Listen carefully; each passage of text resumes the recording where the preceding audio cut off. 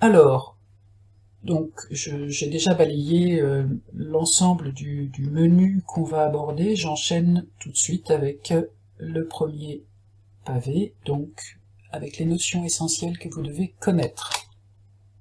Mots-clés, taux de clic, tunnel et taux de conversion. Vous devez savoir non seulement ce que c'est, mais leur importance et avoir des ordres de grandeur en tête de leur valeur sur Internet. Mots-clés. Alors d'abord, qu'est-ce que c'est qu'un mot-clé? Quand on est dans un moteur de recherche, alors bien évidemment, je vais très souvent parler de Google, puisque Google correspond à 93-94% de la part de recherche des moteurs de recherche, donc il serait un peu curieux de ma part de m'intéresser aux autres, qui existent néanmoins, Bing, Yahoo, mais on va évidemment se focaliser un petit peu sur Google, et tous mes exemples seront basés principalement sur les outils de Google.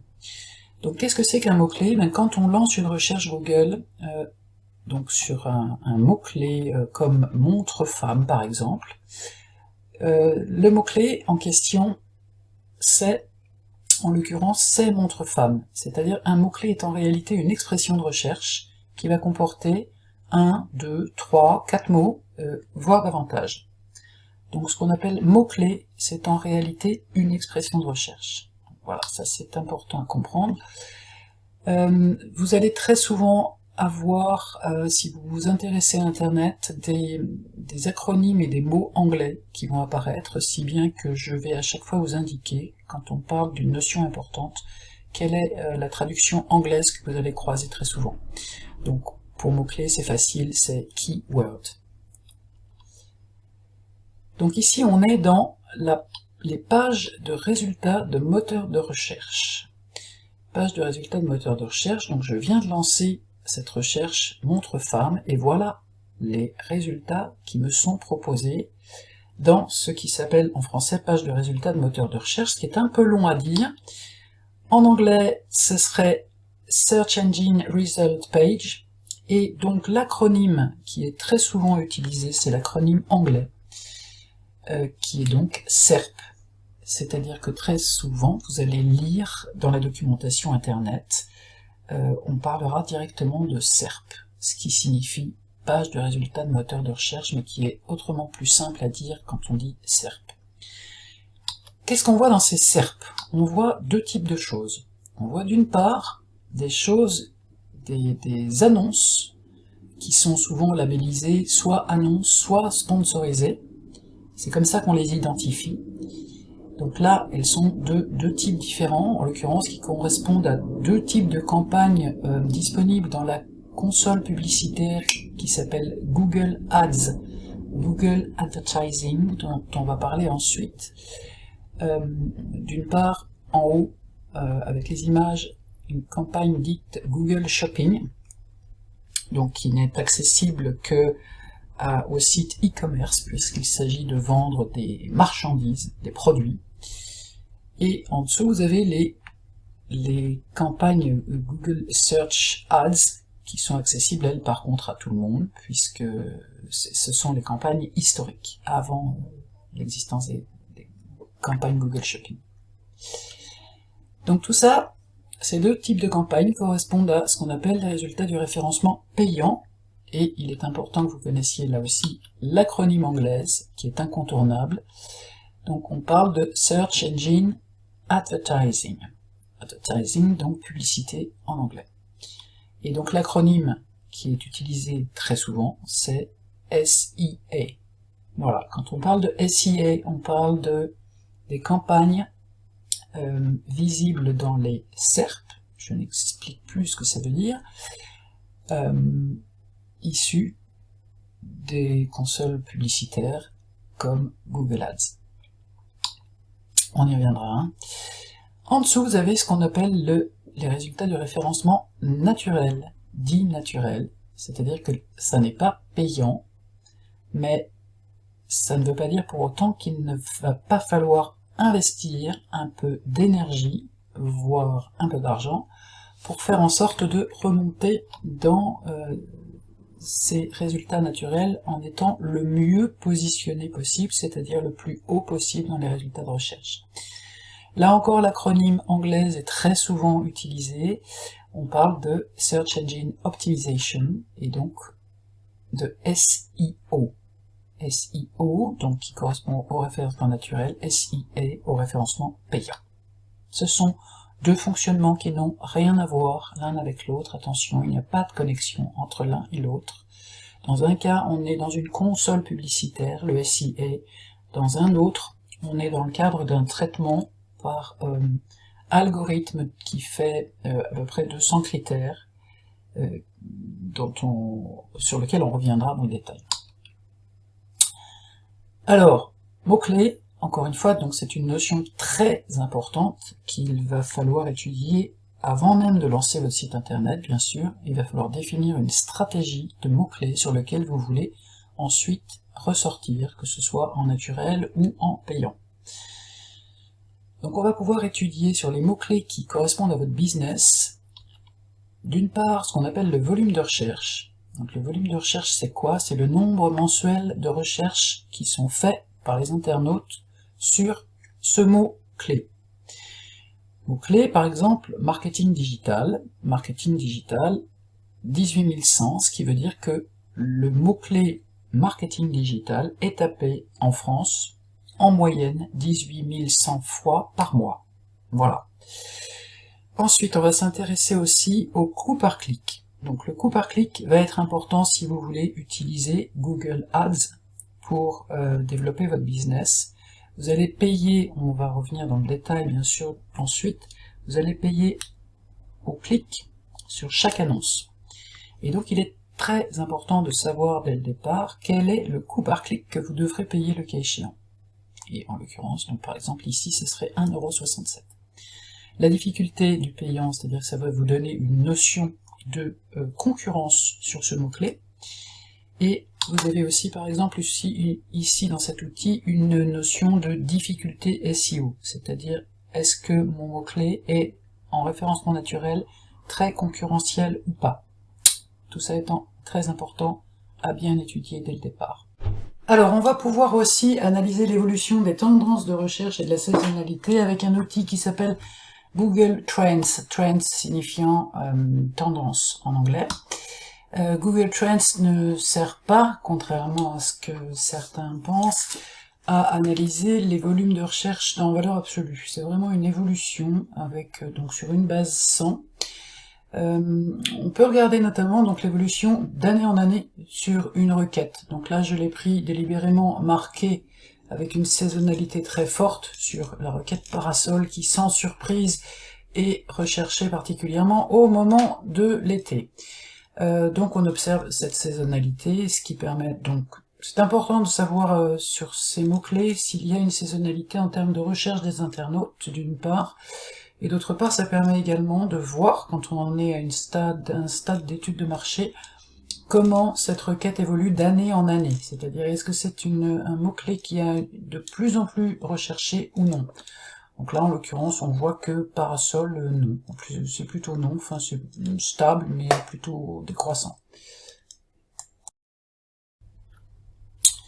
Mot-clé, je suis sûr que le petit chien qui apparaît en haut à droite, vous allez le trouver craquant. Alors, j'ai pris un exemple animalier. Pour vous expliquer une chose qui est importante à comprendre aussi, je suis en train de faire un concentré de cours de référencement naturel. Qu'est-ce que c'est qu'un mot-clé courte traîne et un mot-clé longue traîne? Vous allez le comprendre. Un mot-clé courte traîne, c'est un mot-clé garde d'animaux par exemple, un terme générique qui peut en face avoir plusieurs solutions business et qui va avoir en général de nombreux sites qui vont se positionner. C'est en général un mot-clé qui est caractérisé par le fait qu'il a un volume de recherche important, mais également une concurrence forte.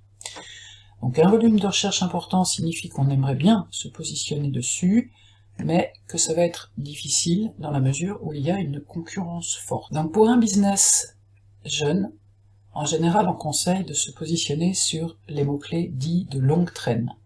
Les mots-clés de longue traîne, c'est quoi? C'est par exemple faire garder son chien gratuitement pendant les vacances, c'est-à-dire un terme qui est très précis, sur lequel peu de sites se positionnent. On est sur un marché de niche qui correspond très précisément à votre business.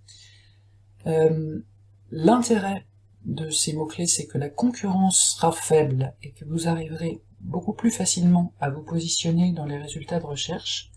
L'inconvénient, c'est également souvent, par contre, que les volumes de recherche seront beaucoup plus faibles. Donc le trafic, le nombre de visites générées par ces mots-clés sera également beaucoup plus faible. Il faut définir une stratégie de mots-clés dès le départ. C'est une part primordiale d'une étude de marché web. Si vous ne faites pas ça, vous passez à côté de l'essentiel. Et pour finir sur ce point, il existe de nombreux outils d'analyse SEO, SEA. En l'occurrence, en voilà un échantillon, évidemment parmi les meilleurs ou ceux qui sont incontournables. Google Ads, dans lequel vous allez avoir des informations importantes, Answer Public, Google Trends, Google Suggest, SEMrush, Yoda, MyPoseo, Monitoring qui vous permettent de suivre le positionnement de vos mots-clés, SEO Observer qui est un des outils SEO les plus complets. Maintenant on passe au taux de clic. Qu'est-ce que c'est que le taux de clic? Et quelle est l'importance de comprendre cette chose? On parle de quoi? On parle du taux de clic en anglais, CTR, Click-Through Rate. Cette notion de CTR, vous allez la retrouver partout, si vous vous intéressez à Internet. On parle du taux de clic de chaque position dans les SERP, c'est-à-dire le nombre de clics qu'il va y avoir sur le lien par rapport au nombre d'impressions. Ça fait partie du jargon Internet, étonnant d'ailleurs, puisqu'il n'est pas question d'imprimer sur une imprimante, hein. Il est question d'affichage en réalité. Mais le jargon Internet dit impression, donc on est obligé de se caler là-dessus. Nombre d'impressions dans les SERP. Alors, de quoi parle-t-on concrètement? Ça va s'éclairer, rassurez-vous. Ici, on a donc une SERP, un résultat de recherche, et on s'intéresse au taux de clic, au CTR, au taux de clic sur chaque position. Alors chaque position, qu'est-ce qu'on entend par là? Eh bien, la position numéro 1, c'est celle qui est tout en haut. La position numéro 2, la suivante, la 3, la 4, la 5, la 6, la 7, vous avez compris le principe. On appelle ça donc être en position numéro 1, 2, 3, 4.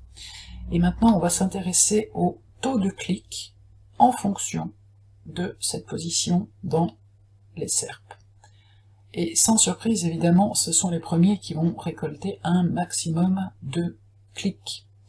Mais ce qu'il faut bien comprendre, c'est l'allure de cette courbe, donc qui en fonction du positionnement dans les SERP vous donne le taux de clic.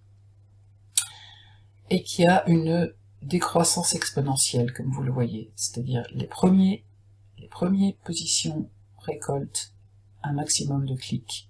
Mais dès que vous avez dépassé, par exemple, la 4e position, alors là, les taux de clics deviennent beaucoup plus faibles.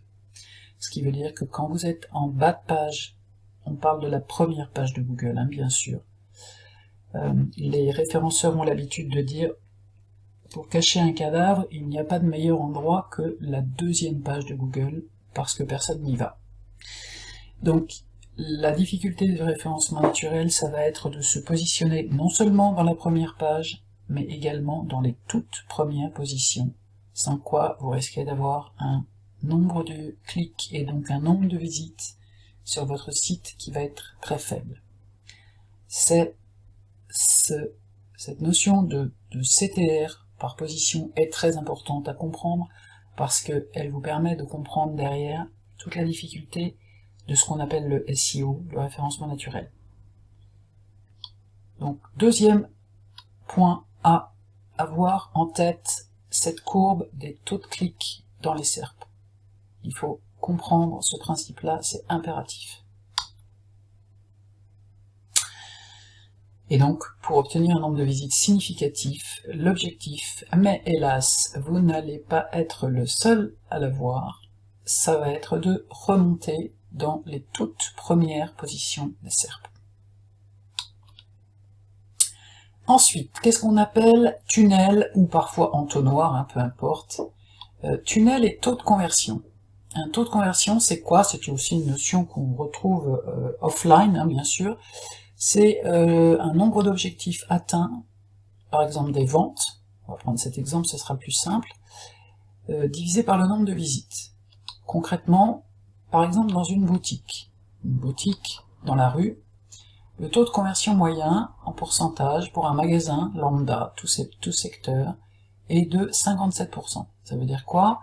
Ça veut dire sur 100 personnes qui rentrent dans un magasin, vous en avez 57 qui sortent en ayant acheté quelque chose.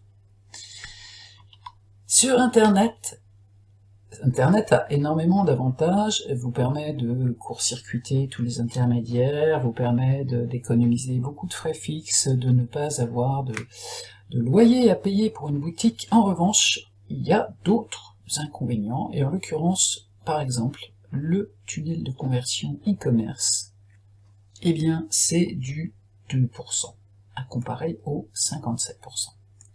Le tunnel de conversion, ça veut dire quoi quand on est sur un site internet? Eh bien, entre le moment où vous arrivez sur un site internet, donc au départ on en a 100, ensuite vous allez passer, vous intéresser en voulant acheter un produit, vous allez passer de page en page, et en fait à chaque fois que vous passez à la page suivante, le téléphone sonne, vous êtes sollicité, vous avez envie d'aller voir sur un autre site, il y a autant de raisons pour quitter ce tunnel de conversion.